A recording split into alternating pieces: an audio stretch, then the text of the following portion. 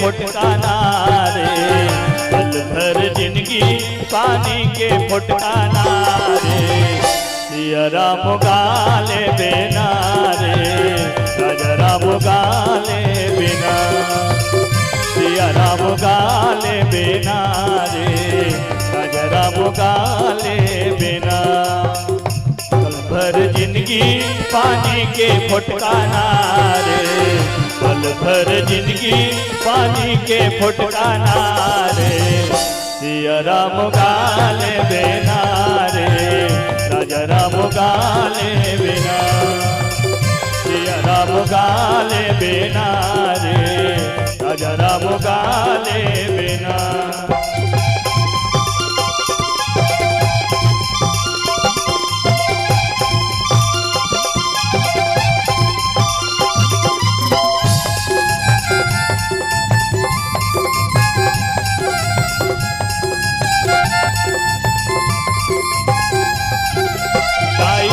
तोर ने जावे संगी ने जावे बेटा बहुरिया, हरि भजन मा ध्यान लगा ले जन जाते हर दुरिया।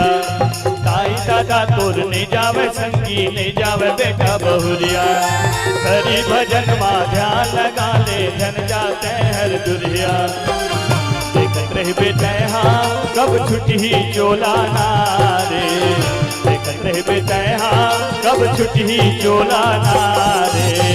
सिया राम गाले बिना रे, राजा राम गाले बिना, सिया राम गाले बिना रे, राजा राम गाले बिना।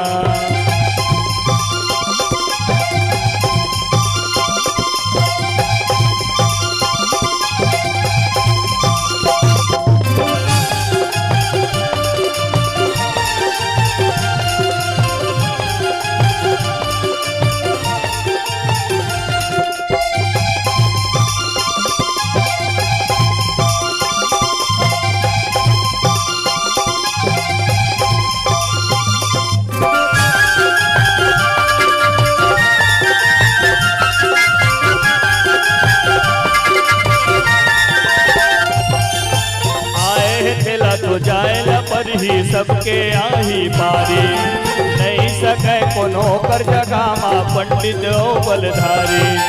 आए है तेला तो जाए पर ही सबके आही पारी, नहीं सके कोनो कर जगह माँ पंडित ओ बलधारी।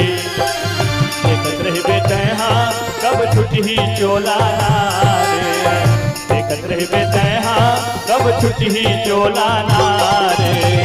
सिया राम गाले बिना रे, राजा राम गाले बिना, सिया राम गाले बिना रे, राजा राम गाले बिना।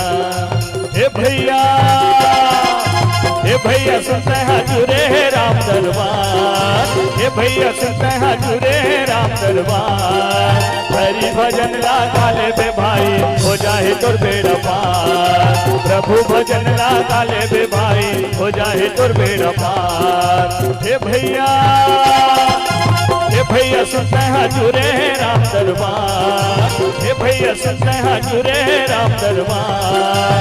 हरि भजन लगा ले बे भाई हो जाए तुर बेड़ा पार, हरि भजन लगा ले बे भाई हो जाए तुर बेड़ा पार। प्रभु भजन लगा ले बे भाई हो जाए तुर बेड़ा पार, हरि भजन लगा ले बे भाई हो जाए तुर बेड़ा पार। प्रभु भजन लगा ले बे भाई हो जाए तुर बेड़ा पार। प्रेम से बोल सच्चिदानंद भगवान की जय।